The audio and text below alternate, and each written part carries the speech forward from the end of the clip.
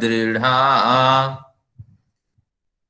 स्वस्थभितं येन नाकः यो अंतरिक्षे रजसो विमानः कस्मै देवाय हविषा विधेम ओम शांति शांति शांति। अखिल विश्व के नायक सच्चिदानंद आनंद कंद उस परम पिता के प्रति हम सब नतशिर हैं। उसका जो प्रशासन है, शासन चलाने के कारण वह जो प्रशासक है, तो निश्चित रूप से हमारा कल्याण करने वाला है। तो ऐसे अकारण करुणा वरुणालय परमेश्वर का स्मरण करते हुए आप सभी लोगों का मैं पुनश्च स्मरण करता हूँ। योग दर्शन के आज कुछ बढ़िया प्रकरण हैं और 39वीं कक्षा है, यानी थोड़े से समय के बाद इस दर्शन को हम पढ़ लेंगे। आइए कुछ प्रश्न आज प्रारंभ में न रखते हुए इसको समझते हैं, योग दर्शन के जो प्रकरण बचे हुए हैं उनको, ताकि थोड़ी गति आए हमारे अध्ययन में। बड़ी शिथिलता आ गई है। अब देखते हैं।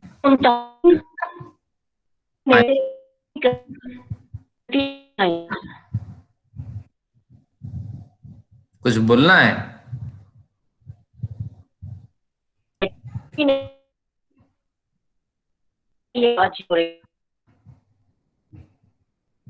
आवाज नहीं आ पा रही है।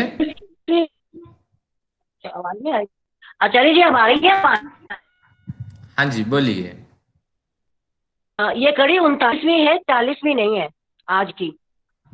हाँ 39 में मैंने कहा। चलिए 40।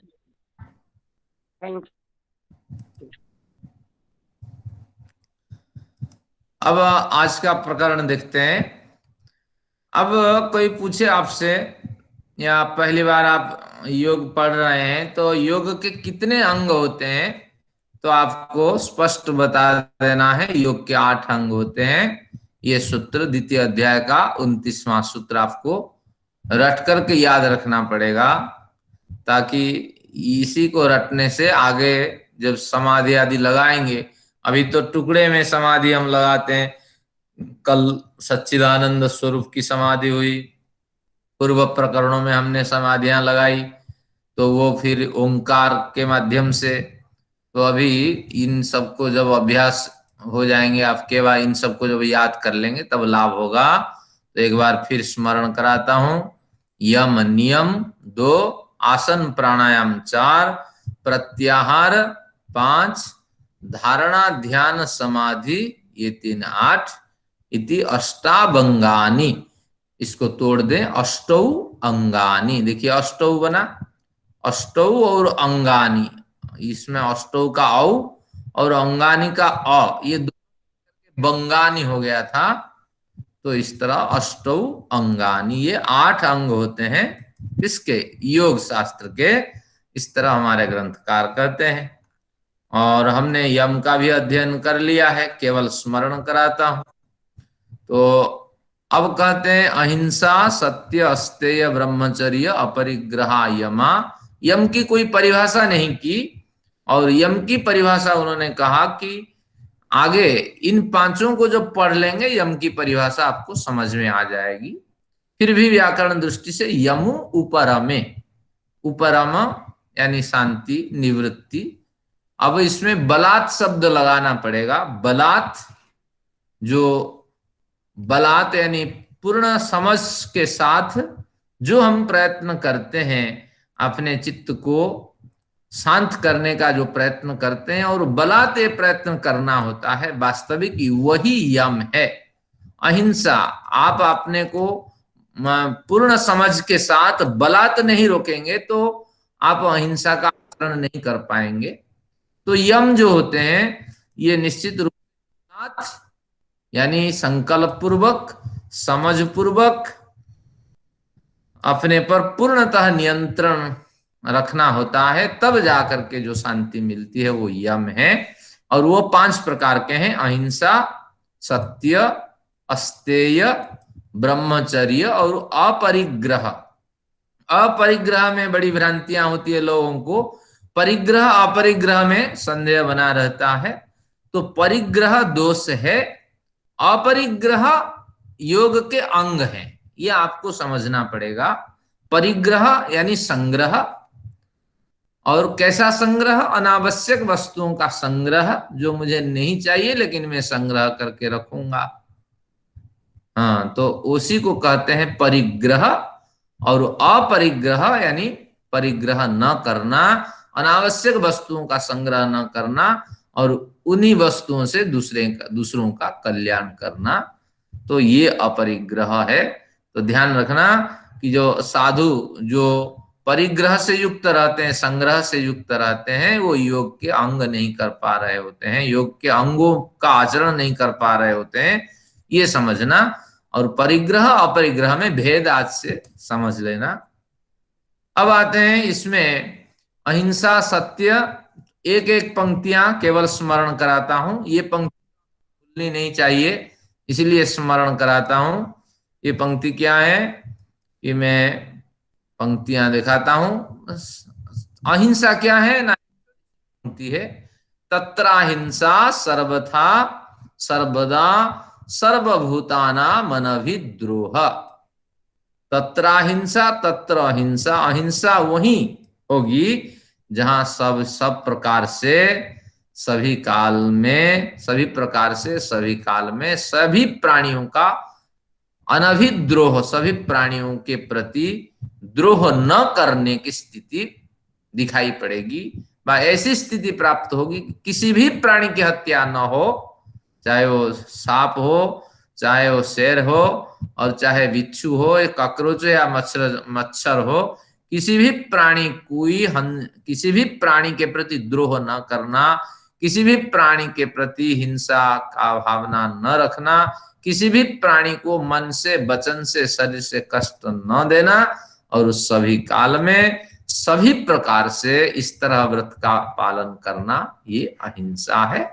इसके आगे के प्रकरण हम पढ़ चुके हैं, मैं केवल स्मरण कराता हूं ताकि नियम पे आप पहुंच सकें। अहिंसा के बाद सत्य क्या है, ये आपको स्मरण रखना है। ये 2 पंक्तियां सत्य के लिए आपको स्मरण रखनी है। जिनके पास पेन है अंडरलाइन करते जाइए, अगर नहीं किए हैं। सत्यम यथार्थे वांग मनसी, वाणी से और मन से यथार्थ को ग्रहण करना ही सत्य है। यानी जैसे आपने देखा, आगे कहा यथा दृष्टम, जैसे आपने देखा, यथा जैसा ज्ञान है उस हिसाब से जो अनुमान आपने लगाया, यथा श्रुतम जैसे आपने सुना ऐसे ही विषयों को प्रस्तुत करना, और मन में भी विचार ऐसे रखना, वाणी में भी विचार ऐसे रखना। ये निश्चित रूप से क्या कहलाता है, ये विचार सत्य कहलाता है। आज अगर मैंने अनुराधा जी की तारीफ की तो मन में जैसे सोचा, वाणी में भी ऐसे मैंने सोचा, थोड़ा इधर उधर विचार रखा तो ये मेरा असत्य हो जाएगा। धन्यवाद। तो इस तरह आपको समझना चाहिए, अगर व्यवहार में ये सारे उतर जाते हैं यथार्थ रूप से तो निश्चित रूप से कल्याण करने वाले होते हैं, लेकिन उतरते नहीं हैं तो फिर भी हमें प्रयत्न करना चाहिए इससे विचार को उतारने के लिए। और कई स्थितियां ऐसी होती है, जैसे हमारे यहाँ बड़ी संगोष्ठियां हुई, बहुत से विचार आए और हम फंसे हुए हैं, तो निश्चित रूप से जो मेहमान हैं हम बुला के लाए हैं, किसी तरह उन्होंने विषय प्रस्तुत किया, हाँ, तो कुछ सिद्धांत के बाहर गए, कुछ सिद्धांत के अंदर रहे, जैसा भी है हमने उसको हाँ जी कह करके सम्मानित किया। तो निश्चित रूप से हमारा पाप हुआ, पाप तो अपना बाप खुद नहीं छोड़ता है, तो ये बात को आपको ध्यान रखना है और ऐसी स्थितियों से हमें दूर रहना चाहिए। लेकिन जो गंभीर साधक होते हैं वो यथार्थ ही प्रस्तुत करते हैं, अयथार्थ प्रस्तुत नहीं करते हैं।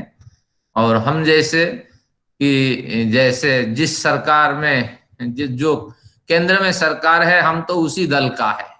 कांग्रेस है तो हम कांग्रेसी, बीजेपी है तो हम बीजेपी, टीएमसी है तो हम टीएमसी। तो इस तरह की वृत्ति रखने वाले निश्चित रूप से असत्य में पीड़ित होते हैं, और असत्य में पीड़ित होने से निश्चित रूप से पाप होता है, और उनका सारा कर्माशय धीरे धीरे दूषित होने लगता है। ये हो गया अहिंसा सत्य। अस्तेय क्या है? ये अशास्त्र पूर्वक परतः द्रव्याणाम स्वीकरणम, जो शास्त्रीय मान्यता है उसके अनुसार न चलते हुए दूसरों के द्रव्यों को स्वीकार कर लेना। शास्त्रीय मान्यता क्या है? कि जो तुम्हारा है सो तुम्हारा, जो मेरा है सो मेरा, लेकिन जो मेरा है सो भी तुम्हारा हो सकता है। तो इस तरह शास्त्रीय मान्यता। लेकिन हम किस मान्यता को अपनाते हैं? कि जो तुम्हारा है सो मेरा, जो मेरा है सो मेरा, तुम्हारा कुछ नहीं। तो इस तरह हम विचार रखते हैं। और यहाँ तक कि मैंने कहा था, अखबार अगर किसी मित्र के यहाँ जाते हैं, उसको बिना पूछे अगर अखबार आप उठा लेते हैं और करीबी के मित्र हैं, फलाने हैं, तो निश्चित रूप से ये आपके अस्थेय जो योग के अंग हैं उससे विपरीत आप जा रहे होते हैं, चोरी माना जाएगा। तो चोरी की एक व्यापक प्रक्रिया है, और फिर किसी चर्चा में इसको लिया जा सकता है मनुस्मृति आदि के आधार पे। चोरी का बड़ा मतलब स्वरूप है। किसी के वचन को आप कोट करते हैं, अगर उसका नाम भी नहीं लेते हैं तो भी पाप है कि फलाने व्यक्ति ने ऐसे कहा। देखिए हमारे सभी शास्त्रों में, देखिए इन्होंने कहा, क्या कहा, नहुस की बात कही, फिर नंदीश्वर की बात कही कि हमारी परंपरा में ऐसी बातें मिलती हैं। फिर कुछ आचार्यों के नाम भी बताएंगे। ये सब ईमानदार व्यक्ति रहे, लेकिन हम आज नहीं करते हैं। किसी की पुस्तक, किसी के वचन सब अपने नाम पे छाप देते हैं। तो ये भी एक चोरी का स्वरूप है, और जो शास्त्र के विपरीत आचरण करते हैं वो स्वरूप है। तो इस तरह एक इस पे अस्थेय पे और स्थेय पे एक गंभीर व्याख्यान किया जा सकता है, ताकि लोगों की दृष्टि खोले। और ब्रह्मचर्य की कोई बड़ी परिभाषा नहीं है, केवल इतनी छोटी सी परिभाषा हो गई। ये चतुर्थ यम है, योग के अंग यम है, और वो 5 प्रकार के हैं। उनमें से जो चतुर्थ प्रकार है वो ब्रह्मचर्य है। तो ब्रह्म यहाँ वीर्य के अर्थ में है, और वो गुप्त इंद्रियों में संग्रहित होता है। तो उस गुप्त इंद्रिय का जो प्राइवेट पार्ट है उसी का है, और उसी पर संयम रखना, यानी रजह और वीर्य शक्ति का विनाश न करना, अनावश्यक जो क्या कहते हैं मास्टरबेशन जिसे हम कहते हैं, तो उस स्थिति से न गुजरना। अगर गृहस्थ हैं तो इसको इसका उत्सर्जन नहीं करना, तो इससे बड़ी हानि होती है। और यहाँ केवल जो ब्रह्मचर्य गुप्त इंद्रिय का संयम कहा, ये स्त्री पुरुष दोनों के लिए कहा। रजवीर्य का संरक्षण ही शरीर के लिए कल्याणकारी है। अब इसी से ही साधना में रुचि बनती है, एकाग्रता बनती है। नहीं तो पूरा आप बैठना संभव नहीं है, बैठना ही संभव नहीं है। मन विचलित होगा और कई तरह की समस्याएं होगी, बीमारी आपको पकड़ लेनी है। अब जब ब्रह्मचर्य रहित होकर के व्यक्ति क्या करता, प्राणायाम करता है, तो ज्यादा तरह उसको क्या बैक्टीरिया हमले के शिकार होना पड़ता है, क्योंकि ये सारे लंग्स फेफड़े में वो बाहर दूषित पदार्थों को लेके प्रवेश करता है, और शरीर में इम्यूनिटी सिस्टम उसका नहीं है, वो उसको वेस्ट कर रखा है। तो इसलिए इस पे भी हमें ध्यान देना चाहिए एक साधक को। विषयाणाम अर्जन रक्षण क्षय, ये सब कहा। अपरिग्रह से इतने हानि है। विषयों का अर्जन रूपी एक दोष है, रक्षण रूपी एक दोष है, क्षय एक दोष है, संग एक दोष है, हिंसा एक दोष है। ये 5 तरह के दोष हैं, अर्जन रक्षण क्षय संग हिंसा। तो ये सारे दोष हो जाते हैं अगर हम परिग्रह करते हैं, अनावश्यक वस्तुओं का संग्रह करते हैं, समय पर इसको यथायोग्य स्थान पे नहीं पहुंचाते हैं, पीछे लगा हुआ होता है, और इससे फिर हमारे कर्माशय बनते हैं। और ये कर्माशय कहाँ पे होगा? जैसे आप पढ़ेंगे कि कुछ धर्माधर्म संस्कार बनेंगे और कुछ वासना बनेंगे। अर्जन रक्षण क्षय आदि के द्वारा बड़ी हानि होगी, बड़ी हिंसा होगी। तो ये धर्माधर्म में हिंसा होगी, और धर्माधर्म में जो चला गया शीघ्र ही वो डल जाएगा किसमें, कर्माशय में। क्योंकि कर्माशय के दो द्वार है, एक तो आपके वासना से भी कर्माशय का निर्माण होगा, धर्माधर्म से होगा। वासना का एक ऑप्शन है कि वासना जन्य कर्माशय परिशुद्ध हो सकता है, लेकिन धर्माधर्म में कम अवसर होता है।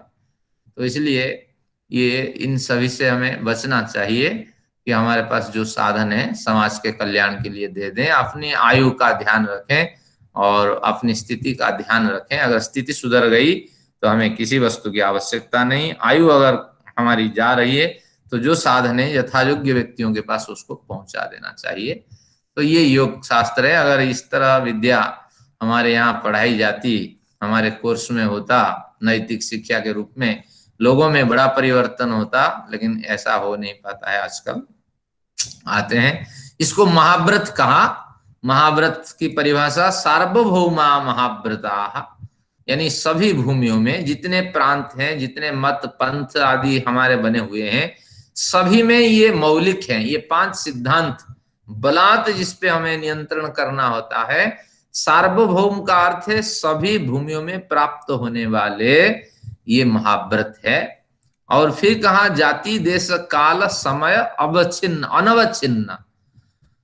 अवच्छिन्न का मतलब युक्त, अनवच्छिन्न यानी अयुक्त, अबाधित, यानी कोई जाति इस व्रत पे बाधा नहीं डाल सकती, कोई देश इस व्रत में बाधा नहीं डाल सकता। व्रत क्या है? हर हालत में अहिंसा, सत्य, अस्तेय, ब्रह्मचर्य, अपरिग्रह का हमें पालन करना है। लेकिन कोई जाति है वही ही इस तरह कर सकता है। इस तरह कोई जाति, कोई देश, कोई काल, काल यानी तिथियां, और समय यानी जो मर्यादा, शास्त्र के मर्यादा है कि ब्राह्मण और क्षत्रिय के लिए मैं ही हत्या करूंगा, क्योंकि ब्राह्मण क्षत्रिय जीवित रहेंगे तो अन्य प्राणियों को सुरक्षा मिलेगी, ज्ञान मिलेगा। तो इसलिए ये मर्यादा, यहाँ काल का मतलब है तिथि, समय का मतलब मर्यादा, इनसे अबाधित ये महाव्रत होते हैं। तो इसलिए जाति, धर्म, काल, समय, इन चारों से अबाधित अहिंसा, सत्य, अस्तेय, ब्रह्मचर्य, अपरिग्रह, ये जो 5 होते हैं, ये सार्वभौम महाव्रत कहलाते हैं। और ये हर व्यक्तियों के लिए, हर समाज के लिए, हर मत पंथ के लिए ये ग्राह्य है। अगर इसी सिद्धांत में जो नहीं आते हैं, जैसे हमारे दूसरे धर्म है, नाम तो नहीं लूंगा, विवाद का विषय होगा, अगर नहीं आते हैं तो उनको हम धर्म नहीं कहेंगे। धर्म के मूल स्रोत ये 5 हैं। जिसे उसे पंथ कह सकते हैं, उसे मार्ग कह सकते हैं, एक समझ है, एक सीख है, एक परंपरा है। धर्म कहलाने के लिए ये 5 चाहिए। अहिंसा, सत्य, अस्तेय, ब्रह्मचर्य, परिग्रह से युक्त जो सिद्धांत है वही वास्तविक सार्वभौम महाव्रत का सिद्धांत है। तो इस तरह आपको मिल गया।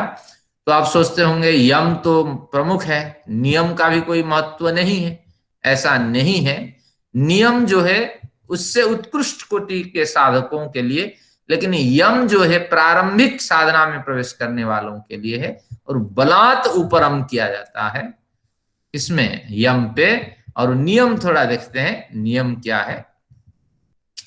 नियम में क्या होता है कि यम जहां समाज में एक बढ़िया स्थिति उत्पन्न करता है, यम उत्पन्न करते हैं, यम जो 5 प्रकार के होते हैं वो उत्पन्न करते हैं।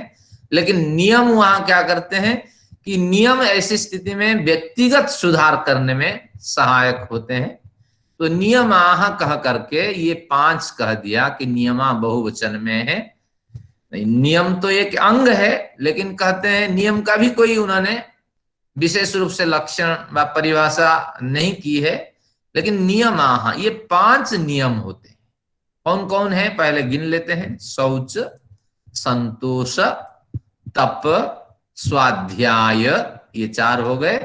ईश्वर प्रणिधान, ये 5 जो होते हैं नियम होते हैं। इससे व्यक्तिगत परिवर्तन होता है, व्यक्ति अपने में बड़ा सुधार करता है, ऊपर में समाज का भी सुधार करता है, व्यक्तिगत सुधार करता है, और आंतरिक जो निर्मलीकरण है वो नियम से ही संपादित होते हैं।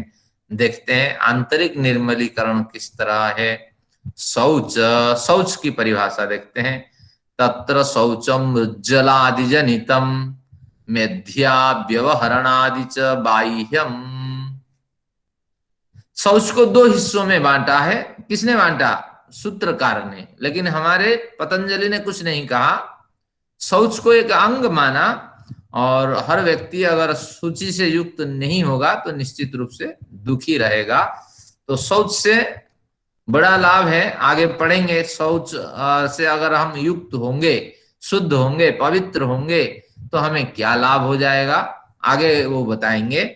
तो अब कहते हैं शौच की परिभाषा में बाह्य शौच का लक्षण करते हैं। तत्र शौचम मृज्जलादिजनितम, मिट्टी से और जल से जो परिशुद्धिकरण होता है। जल से पसीना आदि आपके निकलते हैं, शरीर में जो मल है वो नष्ट होते हैं। प्राचीन काल में मिट्टी से लोग नहाते थे। तो आदि से आप ले लीजिए, आज के जो डिटर्जेंट है, साबुन है और जितने तरह के पदार्थ होते हैं। एक फल भी होता था, इसको कहते हैं रीठा, रीठा फल, उससे भी लोग स्नान करते थे। मैंने भी देखा कि जो आश्रम जीवन में मैंने रहा तो वो पेड़ होते थे, तो उसमें फल लगते थे, और वो फल सूखने के बाद फिर ला करके जिसको संडे को नहाना होता है तो एक बड़ा आनंद होता था। उसको गीला करके रात को डुबो देते थे, और सुबह लेकर के उससे वो साबुन जैसा काम करता था। प्रकृति से हम दूर होते जा रहे हैं, लेकिन यहाँ उन्होंने उसी का संकेत किया। मिट्टी से, आदि से साबुन आदि, या उस तरह आयुर्वेदिक जो पदार्थ हैं उनसे जो शौच हम होते हैं उसको कहते हैं बाह्य शौच। फिर कहते हैं मेध्याव्यवहरणादि। इस पंक्ति को आप ध्यान रखिए, दो टुकड़े हैं। मेध्य अभ्यवहरण। अभ्यवहरण का मतलब भोजन, इसके ऊपर एरो लगा दीजिए। अन्न ग्रहण को संस्कृत में अभ्यवहार कहते हैं। अभि, अब, हिरी धातु, अभि उपसर्ग, अब उपसर्ग और हिरी धातु, और इसमें लिट प्रत्यय होगा। तो अब क्या कहना चाहते हैं? अभ्यवहार और मेध्य।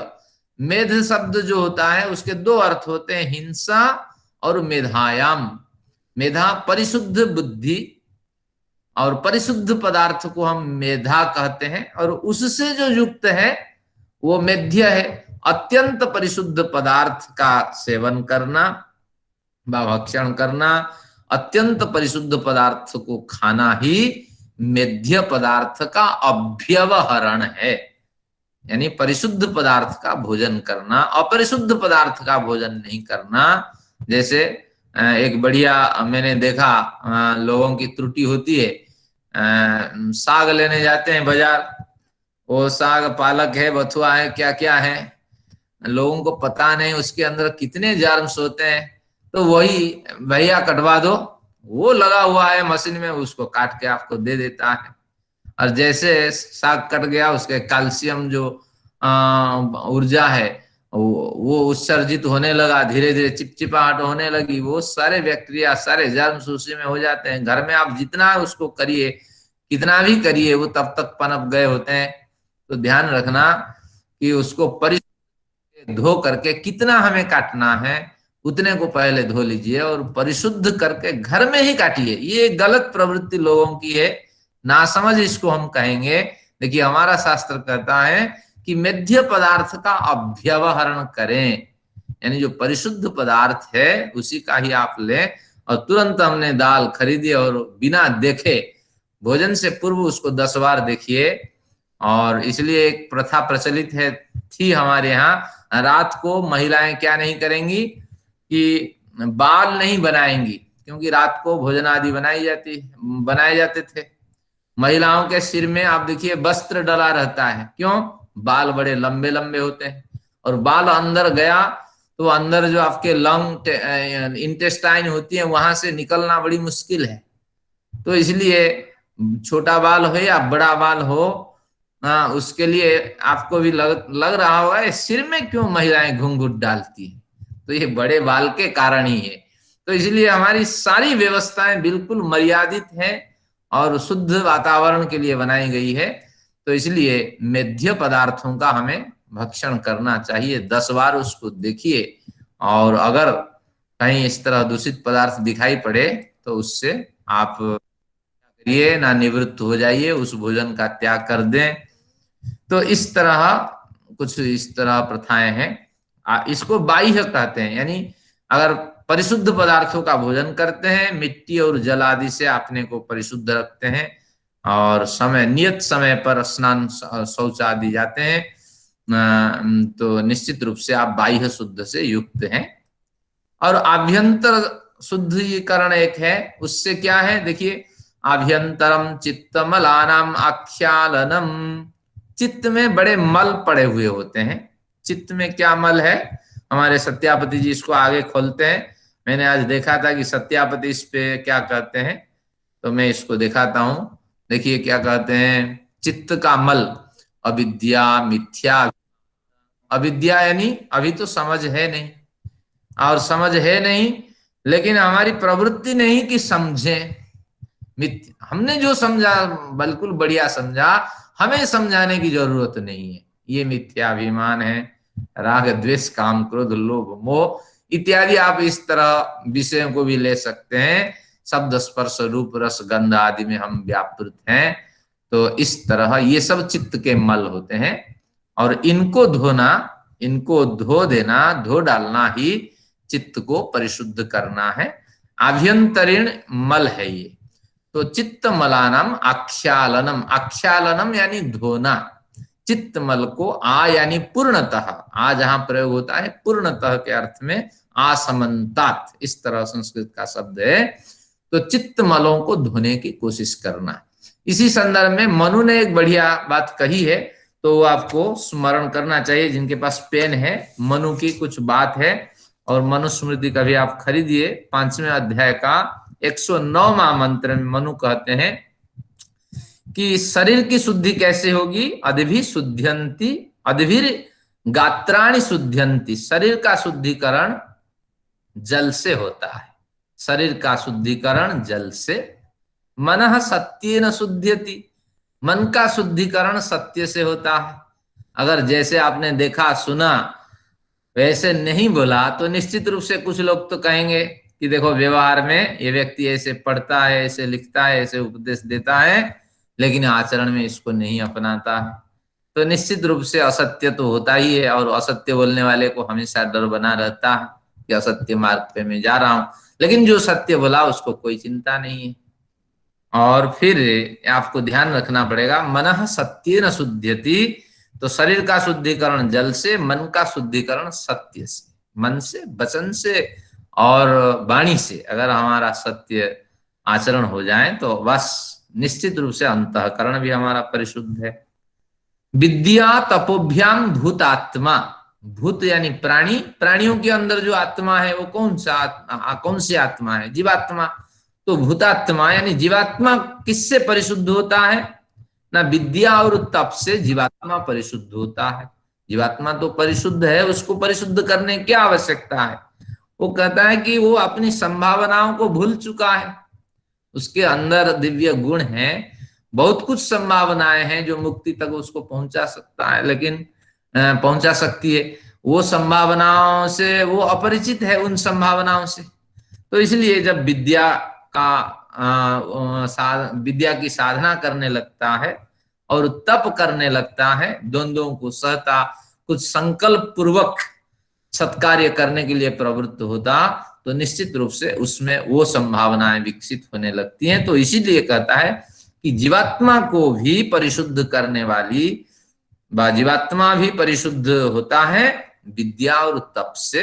ये दो प्रवृत्तियां हैं जो जीवात्मा को भी जगा देती है।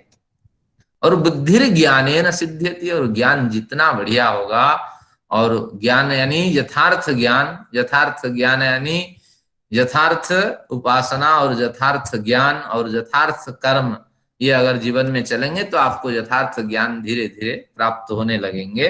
तो ज्ञान जितना ईश्वराभिमुखी होगा उतना यथार्थ ज्ञान आपको मिलता रहेगा।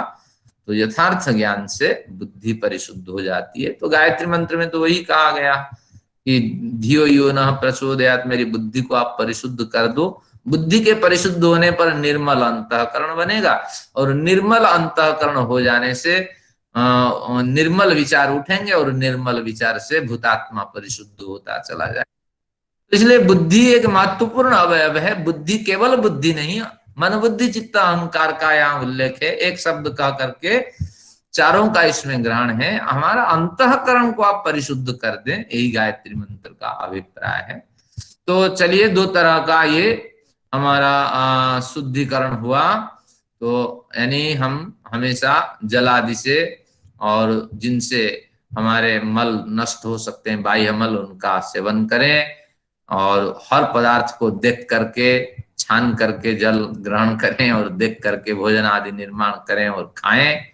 और आभ्यंतर चित्तमलानामाख्यालनम, जो अंदर में जो मैल पड़ा हुआ है, अविद्या और अहंकार, राग द्वेष आदि, उससे दूर रहें। या मनुस्मृति के हिसाब से शरीर को जल से परिशुद्ध करें, मन को सत्य से परिशुद्ध करें, और जीवात्मा को विद्या और तप से परिशुद्ध करें, और पवित्र ज्ञान के ग्रहण से, यथार्थ ज्ञान के ग्रहण से, ईश्वरनिष्ठ ज्ञान के ग्रहण से बुद्धि को भी आप निर्मल करें। तो ये शौच की बढ़िया परिभाषा हो गई। अब संतोष को समझते हैं। आज हमें आगे बढ़ना है। संतोष का बढ़िया लक्षण है, सन्निहित साधनात अधिकस्य अनुपादिच्छा। पहले अनुपादिच्छा को करते हैं, पातुम इच्छा पिपासा। तो इसी तरह अवज्ञातुम इच्छा जिज्ञासा। तो अनुपादिच्छा करते हैं। अनुपादिच्छा का मतलब है कि अनुपातुम, अनुपादितुम, अनुपादितुम इच्छा, प्राप्त करने की इच्छा को अनुपादिच्छा कहेंगे। तो अब कहते हैं अधिकस्य अनुपादिच्छा, अधिक की इच्छा न करें, और सन्निहित साधनात, पुरुषार्थ करें कि हमें अधिक मिले, पुरुषार्थ तो करें, लेकिन फल जब मिलेगा तो ध्यान रखना, पुरुषार्थ के अनुरूप फल नहीं मिलता। अब कितना श्रम करते हैं बैठ करके इस शास्त्र को समझ लें, विवेकानंद को समझ लें। हाँ, इसमें टीवी से सीरियल आदि देखते हैं, हमारे सचदेवा साहब भेजते रहते हैं, कितना श्रम करते हैं, लेकिन समझना तो उतना ही होगा जितना हमारा प्रारब्ध है, और जितना हमारा पिछले कर्माशय से कर्म निकले हुए हैं, और जितने क्रियाशील कर्म हैं, उस हिसाब से हमें समझना होगा। विद्यार्थी कितना श्रम करता है कि बढ़िया मैं रिजल्ट करूं, साल भर श्रम करता है, लेकिन एग्जाम में बैठते लिखते वक्त कोई क्वेश्चन तो 40 मिनट खिंच जाता है, कोई क्वेश्चन 2 मिनट में निपटाना पड़ता। सब आता है लेकिन लिखना संभव ही नहीं है। वो जितना भी परिमार्जित करे, उस समय कुछ ना कुछ हो ही जाता है। ये प्रारब्ध बलशाली है। तो अब आते हैं कि पुरुषार्थ करने पर भी सन्निहित साधनात, जितने साधन आपको मिल रहे हैं, उसी साधन से अधिक इच्छा न रखें, और इतने में ही संतोष रखें। कोशिश तो आपने की थी कि बोर्ड में टॉप आ जाए, एनसीईआरटी में पहले नंबर में आ जाए, लेकिन मिला 3rd डिवीजन। तो ध्यान रखना कि सन्निहित साधन से अधिक इच्छा नहीं करना, उसी में खुशी मनाना, सोचना कि कहीं ना कहीं त्रुटि रही, कमी रही, और निश्चित रूप से ये स्थिति मुझे मिली। और अगर आपको कहीं लगता है कि कहीं गलत हुआ है आपके साथ, तो निश्चित रूप से प्रयत्न करना चाहिए। एक सिद्धांत ये भी है, अगर आप कहेंगे सब कुछ प्रारब्ध के हिसाब से होता है, ये नहीं है। मैंने एक बार कहा था, प्रारब्ध के हिसाब से सब नहीं होता है, बल्कि कुछ ना कुछ हमारे पुरुषार्थ भी इसमें काम करते हैं। अगर कहेंगे कि सब कुछ प्रारब्ध के हिसाब से है, हाथ बांध के बैठेंगे तो मैं आपको 10 चांटा मारूंगा, तो आप कहेंगे निश्चित रूप से मेरा प्रारब्ध रहा होगा, इसलिए आचार्य जी से 10 चांटे खाने पड़े। आपके घर में चोरी होगी तो आप कहेंगे निश्चित रूप से मैं क्यों एफआईआर दर्ज कराऊं, मेरे घर में चोरी होनी थी और हो गई। तो आपके साथ कुछ गलत होगा तो कहेंगे ये प्रारब्ध के बल। ऐसा नहीं, लेकिन प्रारब्ध के साथ साथ कुछ हमारे क्रियमाण कर्म भी होते हैं, ये भी आपको ध्यान रखना होगा। लेकिन जहां आपको लगे कि निश्चित रूप से मेरे क्रियमाण कर्म के प्रति ये अन्याय है, सरासर धोखा है, छल है, कपट है, तो निश्चित रूप से आप वहां प्रयत्न करें और जाइए, एफआईआर दर्ज कराइए, अनैतिक आचरण के प्रति आप आवाज उठाइए। लेकिन यहां क्या कहता है कि सन्निहित साधनात्, पुरुषार्थ आपने किया और जितनी साधन मिलना चाहिए था उतने नहीं मिले, लेकिन यही नियम है और कहीं आपको मार्ग दिखाई नहीं पड़ रहा है, निश्चित रूप से कहीं ना कहीं कमी रह गई। मैं तो चाहता था कि सभी क्वेश्चन करके आऊं, लेकिन सबके लिए समय विभाजन नहीं कर पाया। पहले क्वेश्चन में इतना खुश हो गया कि मैं लिख ही नहीं पाया आगे के प्रकरण। तरह की अनुभूति होती है, तो इसी में संतोष आप मान लें। अगर असंतोष का कहीं बीज दिखाई पड़ता है तभी आप संघर्ष करें, नहीं तो जैसे विद्यार्थी क्या करते हैं, आत्महत्या कर लेते हैं। भैया अगर आपको इतने कॉन्फिडेंस है तो आप फिर कंप्लेन करो, दूसरे बार पर्ची भरो, फिर रीवैल्यूएशन करो, लेकिन आत्महत्या करने का सवाल ही नहीं है।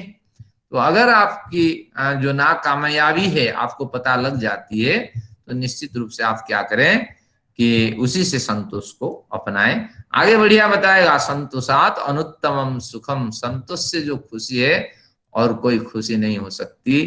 तो निश्चित रूप से संतोष जब मन में आ जाए तो सब कुछ, आपको भौतिक सुख सब कुछ प्राप्त हो गया है, ये आपको समझना होगा।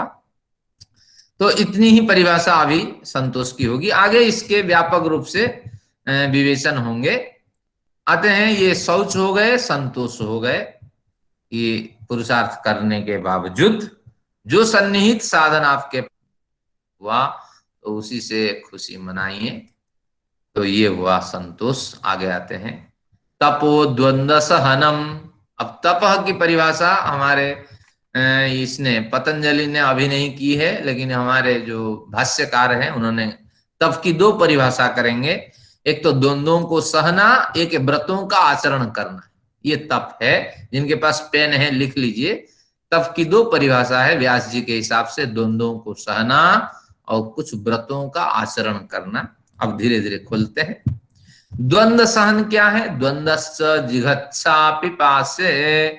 ये जिघच्छा शब्द कैसे बना? जो संस्कृत वाले हैं उनके लिए विशेष करके है।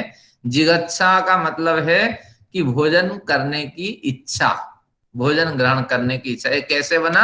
अध धातु होता है, अध धातु का सन्नंत प्रयोग होगा, तो अध धातु सन्नंत, फिर इसमें क्या होगा कि इसको आदेश हो जाएगा। क्या आदेश होगा इसको? कि घ आदेश होगा। अध धातु को घ आदेश होगा, और फिर घ के फिर द्वित्व संयंग होने से धातुओं को द्वित्व होगा, एक घ को ज होगा, तो इस तरह जिगच्छा बनेगा। अतुम इच्छा जिगच्छा, इतना इसका अर्थ है, भोजन ग्रहण करने की इच्छा, और पिपासा पीने की इच्छा। तो तात्पर्य ये हुआ, इन दोनों में आपको समता रखनी होगी। क्या तात्पर्य है? कभी कभी कम भोजन मिलने पर, कभी कभी कम जल मिलने पर उसी में आप संतोष बनाइए, उसी में आप खुश रहिए। क्यों खुश रहिए? क्योंकि अच्छे काम करने के लिए जब प्रवृत्त हुए हैं, उस मार्ग में अगर कम भोजन आपको मिल रहा है, उस मार्ग में अगर जल का भी अभाव आपको दिखाई पड़ रहा है, समय पर आपको भोजन करना था, 2 बजे लोग भोजन करते हैं, 3 बजे, क्या क्या आजकल जिंदगी हो गई है। तो अगर आपको 12 बजे 1 बजे भोजन करना है, तो अगर वो समय 3 बजे तक चला जाता है, तो कुछ समय के लिए उसको आप ग्रहण कर लें। ध्यान रखना, हमेशा के लिए नहीं, क्योंकि हमने अभी पढ़ा था व्रत में कि पुनः पुनः करने की जब इच्छा होगी तभी वो व्रत कहलाएगा। नहीं तो वो इच्छा अगर खत्म हो जाए, हमेशा ही आप 4 बजे खाएंगे, 5 बजे खाएंगे, कोई खाने की कोई स्थिति ही नहीं है, कोई सीमा ही नहीं है, तो फिर वो व्रत नहीं कहलाएगा, वो तपस्या नहीं कहलाएगी। तो जिघच्छा यानी अच्छे कार्य करने की दिशा में अगर न्यून भोजन मिलता है, न्यून जल आदि मिलते हैं, न्यून साधन मिलते हैं, तो उसमें उन द्वंद्वों को आप झेलिए, कुछ काल के लिए तो झेलना ही है। आपके रिश्तेदार के यहाँ जाते हैं, जैसे आपके घर में मिलते हैं बेड, उस तरह जैसे भोजन मिलता है ऐसे नहीं मिलता है, जो नहीं मिलता उसी में कुछ देर के लिए आप खुशी मनाइए, ये आपकी तपस्या कहलाएगी। लेकिन रिश्तेदार के यहाँ जाते हैं वो तपस्या नहीं है। साधना के मार्ग में अगर इस तरह आप अपनाते हैं, मनोवृत्ति लेते हैं व इस तरह जीवन जीते हैं तो ये तपस्या कहलाएगी। शीतोष्णे, शीत और उष्ण, शीत प्रदेश में है तो शीत तो होगा, उष्ण प्रदेश में उष्ण तो होगा। तो शीत उष्णों को आप सहिए और हमेशा सोचिए ये आगमा पाइनो नित्यास्तांस तितिक्षस्व भारत, ये आने जाने वाली स्थितियां हैं। एक यहाँ एक बढ़िया बात स्मरणीय है। तो एक व्यक्ति मुझे बताए कि मैं तो आ रहा था ट्रेन में, अब एक संत से किसी व्यक्ति ने पूछा, संत भी उसी में यात्रा कर रहे थे, तो एक संत से किसी ने पूछा है कि महात्मा जी बताइए, ठंड के दिनों में मैं बड़ा दुखी रहता हूँ और गर्मी के दिन में दुखी रहता हूँ, तो मुझे कोई सिद्धांत बताइए। तो वो फिर उसको समझा रहे थे कि देखो गीता में एक श्लोक है कि आगमा पाइनो नित्य नित्यास्तांस तितिक्षस्व भारत। उसकी पहली पंक्ति है कि मात्रा स्पर्शास्तु कौन्तेय शीतोष्ण सुख दुखदा। हे कौन्तेय, शीत उष्ण सुख देने वाले, दुख देने वाले ये जो गुण है व ये जो परिस्थितियां हैं, आगमा पाइनो नित्य, बार बार ये परिस्थितियां आएगी और विनाश को प्राप्त हो जाएंगी। इस तरह भावना मन में लेकर के उनका सहन करो। लेकिन अर्थ नहीं बताए, भले इसको आप रटते रहो। जैसे ठंड आएगी और आपको लगेगा कि क्या ठंड है, टीवी देखते ही बड़ी ठंड लगने लगती है कि इतने डिग्री, 50 साल की रिकॉर्ड, 50 साल का रिकॉर्ड तोड़ दिए इस बार की ठंड, तब तो बड़ी ठंड लगने लगेगी। तो इस तरह जब इस तरह लगे तो ये श्लोक आप पढ़ते रहना, ये मंत्र जप करते रहना। तो वो संत कहे वो व्यक्ति कहे कि मैं घर आया, अर्थ देखा, फिर बड़े दिन मनन किया, मुझे समझ में आया कि संत क्या कहना चाहते थे। यानी हमेशा आप समझ लेना कि जब हमने गर्मी झेली है तो निश्चित रूप से ठंडी भी हमसे झेल जाएगी। तो ये तो आने जाने वाली स्थितियां हैं। इस तरह भावना बना के इसको भी जिए। स्थानासने, यहाँ उत्तम कार्य करने के अभिप्राय से बार बार हर पंक्ति में जोड़ेंगे। अगर जिघच्छा पिपासे, भोजन कम ग्रहण करते हैं, पिपासा से व्याकुल होते हैं, तो अच्छे कार्य करने के लिए इसको इस तरह आप सहन करें। शीत उष्णों को भी सहन करें। स्थानासने, अगर खड़े होने के लिए गुरु नहीं कहते हैं व जिससे कुछ आप ग्रहण करना चाहते हैं वो नहीं कहते हैं बैठने के लिए, तो आप खड़े रहिए। हाँ, और अगर बैठने के लिए कहते हैं कि बैठ करके ही पढ़ना है तो भी आप बैठ करके पढ़िए। तो स्थानासने यानी खड़े होकर के और बैठ करके भी आप क्या करिए, इनको भी झेलिए, क्योंकि उत्तम कार्य करना है। बैठना मायने नहीं है और खड़े होना कोई महत्व नहीं रखता, अपना लक्ष्य सिद्ध करना है। और यहाँ बहुत बड़ी बात कही है, काष्ठ मौना कार मौने च, इस तरह मौन का भी धारण करें। और आज से आप ये बढ़िया साधना के 2-3 प्रकार हैं। तो पहले प्रकार खोलते हैं, काष्ठ मौन। आप सोचते होंगे मौन में चले गए संत, सन्यासी जी मौन में है, मौन व्रत धारण करते हैं।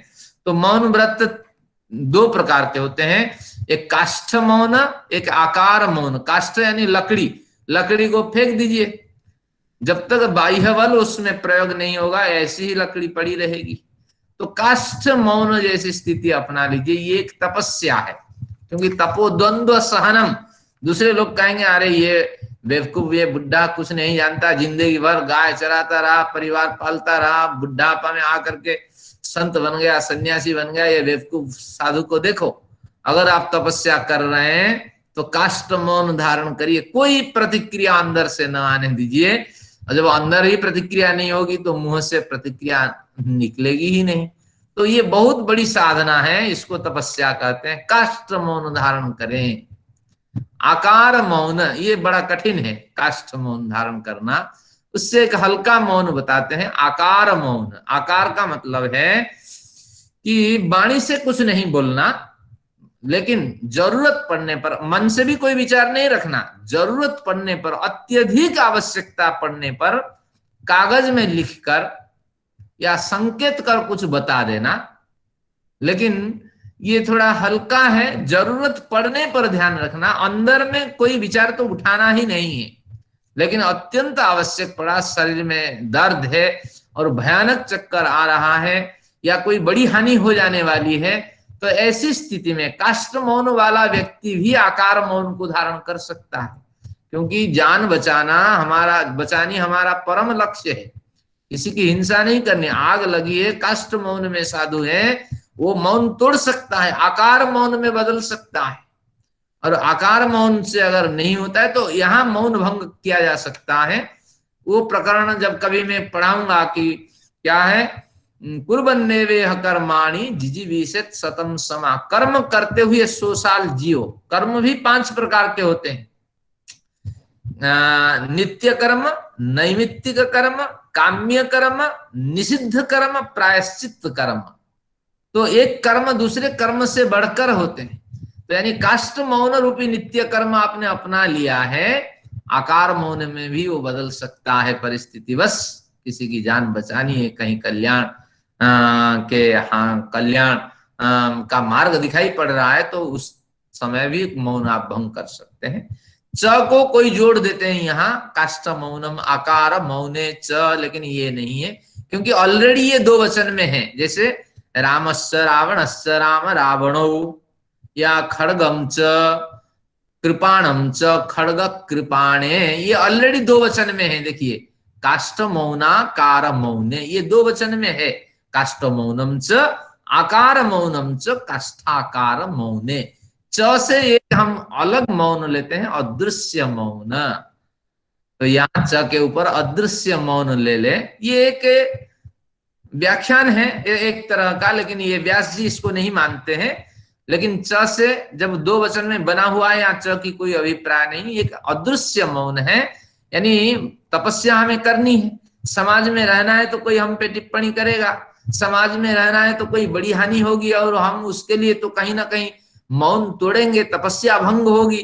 तो निश्चित रूप से वो क्या करता है, अदृश्य मौन ऐसे जगह का चुनाव करता है, ऐसी जगह का कि जहां लोग ही नहीं होंगे, टकराहट ही नहीं होगी, केवल साधना ही साधना उसको करनी होगी और निरंतर वो ईश्वर में डूबा रहेगा।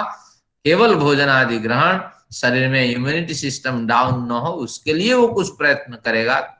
छोटे से प्रयत्न से शरीर को सुधारा जा सकता है, शरीर की कमियों की पूर्ति की जा सकती है। तो उसके लिए वो थोड़ा बहिर्मुखी होगा, नहीं तो अंतर्मुखी होगा। तो 3 मौन यहाँ हुए, 2 मौन तो यहाँ स्पष्ट लिखा है। च से अदृश्य मौन, आपको लगता होगा हिमालय आदि में क्यों ऋषि चले जाते हैं, क्या यहाँ एकांत नहीं मिलेगा? नहीं मिलेगा, क्योंकि यहाँ रहेंगे तो कई तरह की समस्याएं होंगी और आप आश्रित रहेंगे, दुख मिलेगा, कष्ट मिलेगा, पीड़ाएं मिलेगी और आपका जो संकल्प है तब वो भंग होगा। तो इसलिए ये 3 मौन है, लेकिन ये संभव नहीं है। कुछ संत करते हैं, अदृश्य मौन का भी आचरण होता है। आकार मौन मैंने देखा, मैं मेरे साथ में कभी बेंगलुरु में रहा कुछ दिन, कुछ कंप्यूटर की ट्रेनिंग में, तो उस समय भी देखा एक साधु मेरे साथ रहे थे, आंध्र प्रदेश के। वो आकार मौन से थे, कभी बात नहीं करते हैं, लेकिन किसी मुसीबत की स्थिति में, विपरीत स्थिति में जब भोजन आदि हमें करना होता है तो मैं भी लिख के भेजता था, वो भेजते थे। इस तरह ये मेरा अनुभव है। काष्ठ मौन के व्यक्तियों को मैंने भी देखा, बिल्कुल पड़े रहते हैं, कोई फर्क नहीं पड़ता। ऐसे व्यक्तियों को मैंने देखा बहुत, और जीवन तो इसी तरह व्यतीत हो गया। लेकिन ये तीनों कैटेगरी के लोगों से मैं परिचित हूँ। ये बड़ी तपस्या होती है और जो इसमें डूबे हुए होते हैं उन्हीं को हम इस तरह देखते हैं। बाकी तो हम केवल शास्त्र वाचन करने वाले हैं, शब्द ज्ञानी हैं। अब तप की एक दूसरी परिभाषा यहाँ स्पष्ट कर देते हैं, व्रतानी। व्रत को भी तप कहा गया। व्रत के ऊपर एरो लगाकर लिख दीजिए व्रतानी कर्माणी। व्रत का अर्थ कर्म होते हैं, व्रत का अर्थ कुछ नहीं है। निश्चित रूप से देखिए, यहाँ व्रत की बात हमारे पतंजलि जी नहीं करते हैं, ये सूत्र देखिए। अब जो व्रत की बात चल रही है, ये पतंजलि की जो भाष्य वृत्ति है, वह पतंजलि का जो भाष्य है, योग सूत्र का जो भाष्य है व्यास जी का, उन्हीं का विचार है। तो द्वंद्व सहनम तप, यहां तक तो उन्होंने व्यास जी ने कुछ बताया। और कहते हैं व्रत को भी हम तब कहेंगे, और व्रत अब देंगे जो अवैदिक सिद्धांत के आधार पे आएंगे व्रत। लेकिन यहाँ व्रत को निघंटु मानता है, निघंटु वैदिक डिक्शनरी वो मानता है व्रतम नाम कर्म। व्रत का मतलब कर्म, कर्म यानी समाज, समाज में परिवर्तन लाने, समाज सुधार परक कर्म, समाज कल्याण परक कर्म, आत्म कल्याण परक कर्म, ये वास्तविक व्रत का अर्थ है। लेकिन धीरे धीरे वैदिक साहित्य का अपभ्रंश काल आया तो भयंकर व्रत हमारे अपनाए गए। कुछ यहाँ स्वरूप दिखाते हैं, कौन? व्यास जी दिखाते हैं। पतंजलि कुछ नहीं कहते हैं, वो तो बिल्कुल जीवात्मा के समान निर्माया पुरुष हैं पतंजलि। अब देखते हैं व्यास जी क्या कहते हैं। उस समय परंपरा में व्रत क्या था? चैसाम यथा योगम, यथा योगम यथा सामर्थ्य, यथा योगम का अर्थ अपने सामर्थ्य के अनुसार। कृच्छ्र एक व्रत है, यहाँ ऊपर एक लिखिए। चंद्रायण ये दूसरा व्रत है। शांतपन ये तीसरा व्रत है।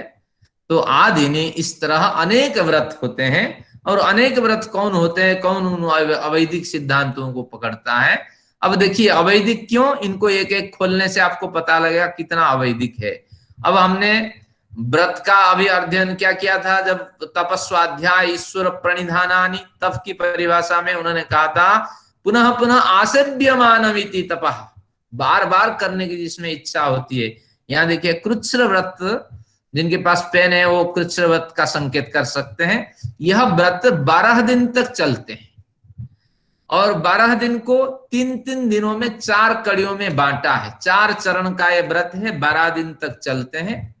और प्रथम दिन जो है प्रातः काल व्यक्ति को भोजन करना होता है और फिर पूरा दिन कुछ नहीं लेना होता है।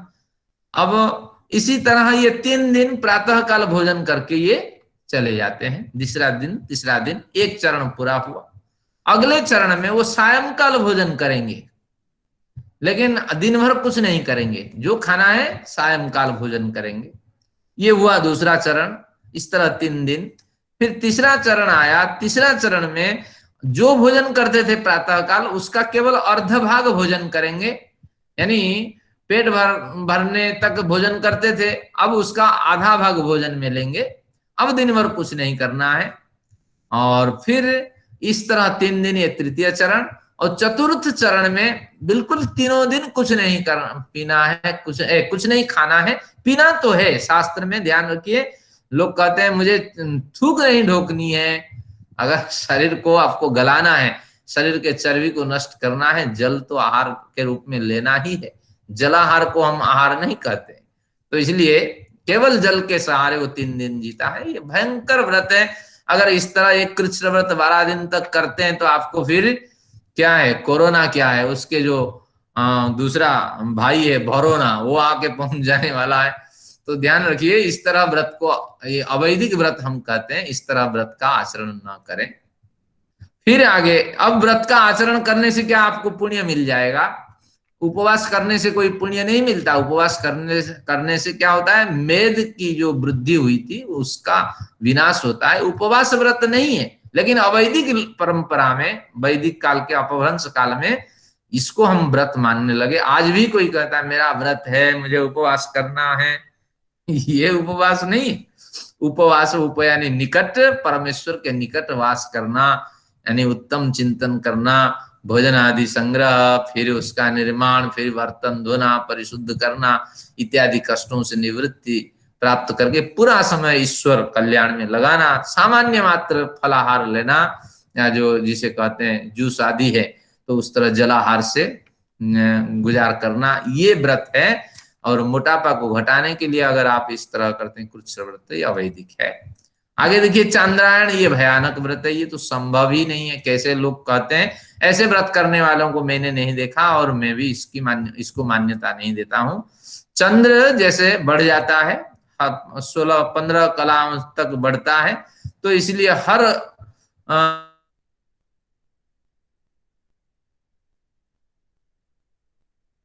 तो उसको 1 ग्रास कहते हैं। तो 1 ग्रास आज प्रतिपद है तो 1 ग्रास, कल द्वितीया है तो 2 ग्रास, कल तृतीया है तो 3 ग्रास।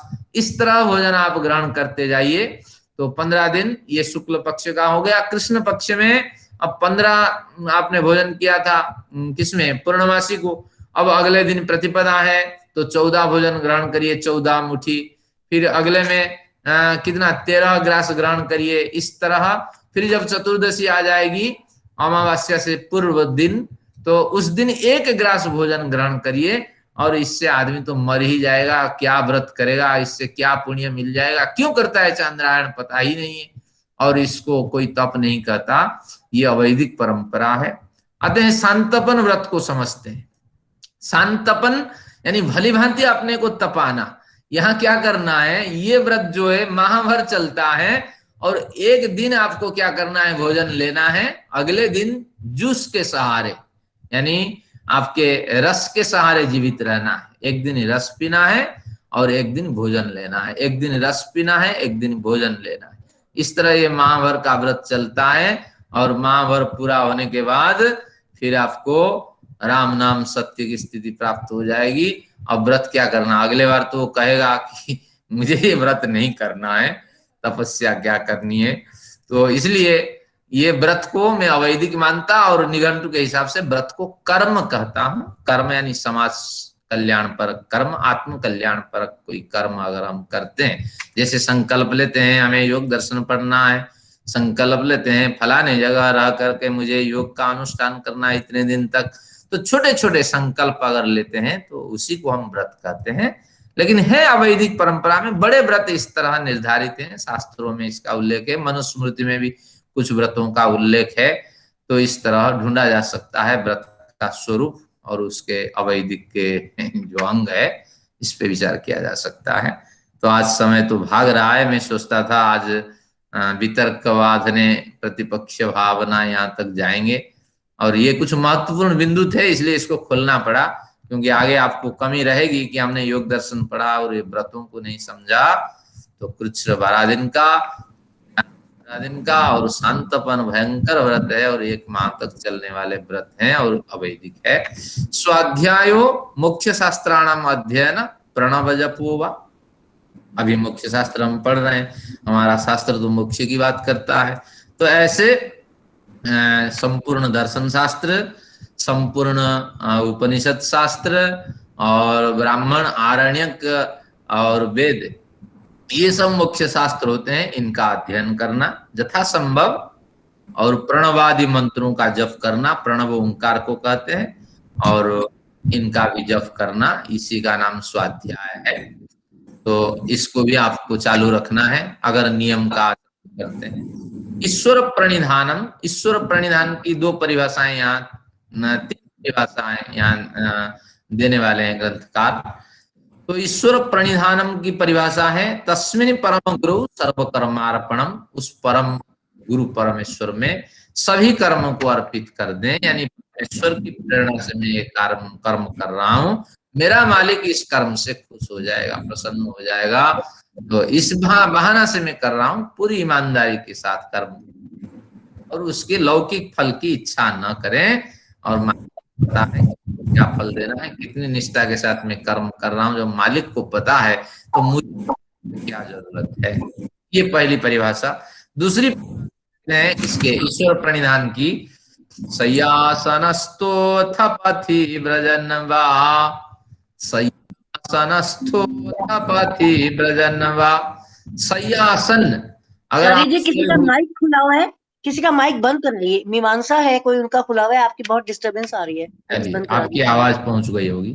शय्यासनस्थोऽथ पथि व्रजन् वा, अगर वो सोया हुआ व्यक्ति है तो कोई फर्क नहीं है, वो समस्त कर्म परमेश्वर को अर्पित कर दिया है उसने, तो इसलिए वो सोए हुए हो, आसनस्थ अगर बैठा हुआ भी हो, पथि व्रजन् वा, मार्ग में वो विचरता हुआ होता हुआ व्यक्ति दिखाई पड़े, स्वस्थ अगर अपने में स्थित है, ध्यानावस्था में वो डूबा हुआ हो, परीक्षीण वितर्क जाल, परीक्षण उसने दूर कर दिया है वितर्कों के जाल को, परीक्षा करके परीक्षण करके वितर्क जालों से वो अपने को दूर कर रखा है, तो इस तरह उस व्यक्ति को मानो जो ईश्वर प्रणिधान से युक्त व्यक्ति है। संसार बीज क्षमीक्षमाण, संसार का बीज क्या है, संसार बीज के नीचे अंडरलाइन करके लिख दीजिए अविद्या, अविद्या का नाम है संसार बीज। तो संसार बीज अविद्या को क्षयम इक्ष्यमाण अपने कर्म से, अपने ईश्वर प्रणिधान रूपी जो परम गुरु के लिए समस्त कर्मों का अर्पण करने की प्रवृत्ति है, तो उससे संसार बीज रूपी अविद्या को वो क्षय करता हुआ अपने को समझे, और अमृत भोग भोगी ही नित्य मुक्त स्यात्, वह अमृत भोग को भोगने वाली नित्य मुक्त इस तरह अपने को अनुभव करें, और इस अनुभव के साथ समस्त कर्म जो उसके सामने उपस्थित है, जैसे हमारे पीयूष जी बैठे हैं, तो अगर सीए हैं तो बड़ी ईमानदारी के साथ इस कार्य को निभाएं। हाँ, अगर आप प्रोफेसर हैं तो बड़ी ईमानदारी के साथ हर साल नया पढ़िए और नया कुछ लिखिए। ऐसा नहीं कि हर साल तो इसी को पढ़ाता हूँ और क्या पढ़ना है, जब आएगा तब पढ़ लूंगा, पढ़ा लूंगा। मेरा एक मित्र है, वो कहता है कि बच्चों को बेवकूफ बनाने में टाइम थोड़ी लगता है, कोई ज्यादा प्रश्न पूछा तो उसको 10 क्वेश्चन कर दो, चुप हो जाएगा। तो इसलिए पढ़ना क्या है, पढ़ाना क्या है, वही तो कोर्स में कौन सा बदल जाता है। तो ध्यान रखना, समस्त कर्म हम परमेश्वर को खुशी करने के लिए करते हैं। तो इस भावना से अगर कर्म करते हैं तो निश्चित रूप से आप सोए हुए हों, बैठे हुए हों, सड़क पे चल रहे हों, ध्यान कर रहे हों, या परीक्षा निरीक्षा पूर्वक असत मार्गों से अपने को छुटकारा दिलाने में प्रयत्नशील हों, या अविद्या को अपने से दूर होता हुआ आप देख रहे हों, और अमृत भोगों को भोगने वाली नित्य मुक्त जीवन मुक्त स्थिति से गुजरने वाले हों, तो इस तरह कोई भी स्थिति हो तो निश्चित रूप से आपको आनंद मिलने वाला है। तो इस तरह आनंद का अनुभव करें कि कुछ लाभ तो हुआ जीवन में, कुछ अनुभव तो हुआ, अमृत भोग की ओर मैं बढ़ रहा हूं। जैसे कभी कभी हमारे विवेकानंद जी कहते हैं, इस जन्म के बाद मैं तो दोबारा जन्म नहीं लेने वाला हूं, मैं तो बिल्कुल मुक्त हूं, जीवन मुक्त हूं। तो इस तरह ये कि सात्विक वृत्ति है, तो इस तरह वृत्ति बना के आप चलिए, निश्चित रूप से बल मिलेगा। ईश्वर प्रणिधान की तीसरी परिभाषा यहाँ देते हैं, ततः प्रत्यक चेतनाधिगमोप्यंतराया भावस्य, ये हम पढ़ चुके। क्या कहते हैं इसमें, प्रत्येक प्राणी में चेतन का अधिगम हुआ है। हर एक प्राणी में एक चेतन है, उस चेतन के अंदर और एक चेतन बैठा हुआ है, यानी प्रत्येक प्राणी में जो चेतन है, जीवात्मा है, उस चेतन के अंदर अधिगम किया हुआ है, प्रवेश किया हुआ है जो परमात्मा रूपी चेतन है। तो इसका अनुभव होने लगता है। अगर कोई ईश्वर प्रणिधान से युक्त हुआ व्यक्ति होता है तो उसको इस तरह अनुभव होता है, हर व्यक्ति के अंदर जो जीवात्मा रूपी चेतन है उसके अंदर परमात्मा विद्यमान है, और मैं उसको देख पा रहा हूं, मैं उसको अनुभव कर पा रहा हूं, और विश्व में जैसे परमेश्वर व्याप्त है उसके अंदर भी अंतस चेतना में परमेश्वर इस तरह व्याप्त है। तो इस अनुभव हो जाने के बाद उसको ईश्वर जैसा वो स्मरण करता है। यहाँ हमें एक बढ़िया विषय स्मरण हो आया, समय तो नहीं है, केवल 2 मिनट लूंगा। देखिए, इसमें प्रत्येक चेतनाधिगम का एक बढ़िया संत लोग उदाहरण देते हैं कि नमस्कार करने की वृत्ति है, हम कतराते हैं। ऑफिस में आता हूं, ऑफिस का मैं हेड हूं, बहुत से लोग काम करते हैं, तो अब लोगों की प्रवृत्ति होती है कि हम जो थोड़े थोड़े सीनियर हैं वो सोचते हैं अरे क्या है, सीनियर थोड़ी नमस्ते कहेगा, जो जूनियर है वो पहले नमस्ते करें, एक प्रवृत्ति होती है। लेकिन मैं आता हूं तो नमस्ते हर व्यक्ति को करता हूं, तो मुझे देखने से पहले सब नमस्ते बोलने लगते हैं। तो इसी तरह एक वृत्ति बनाइए। क्यों? यहाँ देखिए, साफ शास्त्रकार लिखते हैं, प्रत्येक चेतनाधिगम में उस व्यक्ति को सीनियर जूनियर के हिसाब से नमन नहीं कर रहा होता हूं।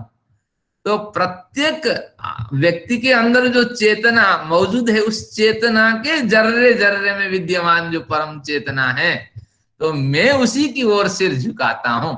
तो इस भावना से अगर केवल नमन की वृत्ति आप अपना लें, और इस समय ध्यान रखिए कि कोई असम्मान नहीं, कुछ नहीं, मैं तो उस ईश्वर के प्रति नमन निवेदित करता हूं जो फलाने नाम के व्यक्ति के हृदय में मुझे दिखाई पड़ रहे हैं। तो निश्चित रूप से ईश्वर प्रणिधान आपका सफल हो जाने वाला है। तो आज से वृत्ति बनाइए ये नमस्ते व नमस्कार व जो अभिवादन शब्द है उस ईश्वर के लिए ही मैं निवेदन करता हूँ। आगे बढ़ के नमन नमन करिए। हाँ, जैसे हमारे यहाँ एक माता आती है, नाम तो नहीं लूंगा, लेकिन उनको देखते ही मुझे दिख जाता है कि गेट से आए, तो मैं जहां तक मेरी आवाज पहुंच जाए मैं वो नमन निवेदित करता हूँ। वो बड़ी खुश हो जाती हैं। वो भी बड़ी चालाक है, वो भी पहले नमन वहीं से बोल के आती हैं, नमस्ते आचार्य, नमस्ते दास जी। तो इस तरह एक वृत्ति बनी रहती है। लेकिन हम भाव अकड़ को आप छोड़ दीजिए। अगर आप ईश्वर प्रणिधान से युक्त हैं तो इस तरह जाते जाते व्यास जी ने बहुत कुछ हमें दिया। भले ही उन्होंने अवैदिक के व्रतों से हमें दुखी किया, लेकिन बहुत कुछ दिया। तो आज से विनम्र हो जाइए, अकड़पन दूर करिए, और जब भी नमन करें सीनियर जूनियर भेद से रहित उस प्रत्यक्ष चेतना में अधिगम परमेश्वर के प्रति नमन करें।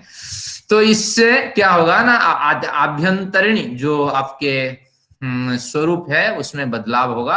आप शौच होंगे, बीमारियों से रहित होंगे, संतोष होगा, चित्त में निर्मलीकरण होगा, तप होगा तो बहुत कुछ कार्य कर पाएंगे। और ईश्वर प्रणिधान से आप क्या करेंगे ना, ईश्वर से जुड़ पाएंगे। तो ये आंतरिक परिशुद्धिकरण होगा नियम से। और भले ही नियम को उन्होंने सार्वभौम महाव्रत नहीं कहा, लेकिन सार्वभौम महाव्रत के ये अंग हैं। यम अगर आचरण करते हैं तो नियम के लिए ही यम का आचरण करते हैं। ऐसा नहीं कि यम का आचरण करने वाला नियम का आचरण नहीं करेगा, ऐसा नहीं। ये दोनों आपस में जुड़े हुए होते हैं। लेकिन जो यम को स्थिति प्राप्त है वो नियम को प्राप्त नहीं है। नियम तो बाद में आता है, यम तो पहले आता है। तो इसलिए 5 यम 5 नियम से आप युक्त रहिए। और प्रत्यक्ष चेतनाधिगम प्यंतराय अभावस्य, और इसके साथ कहा अंतराय का अभाव होगा। अंतराय यानी बाधा विघ्न का अभाव होगा, तनाव नहीं होगा, समस्याएं दूर हो जाएगी। बहुत से समस्याएं ईश्वर से सुलझ जाएगी। ईश्वरीय चेतना से आप जुड़ जाएंगे, वहां से प्रेरणा मिलेगी, तो बहुत सी समस्याएं होने वाली थी वो टल जाएंगी। ऐसा नहीं कि जो समस्या है कि आपके साथ एक्सीडेंट ना हो, जो समस्या है आपकी गरीबी दूर हो जाए, ये सब नहीं है। लेकिन जितनी संभावित छोटी मोटी समस्याएं हैं उनका अभाव हो जाएगा। तो इस तरह ईश्वर प्रणिधान के बड़े लक्षण बताए। तो इन्हीं विचारों के साथ आज की कक्षा यहीं समाप्त करता हूँ। 8 मिनट अत्यधिक लिया, क्षमा प्रार्थी हूँ। और आज की योग दर्शन कक्षा यहीं समाप्त होती है। और कुछ प्रश्नोत्तर सत्र हैं, जो प्रश्न आप कुछ पूछना चाहें आज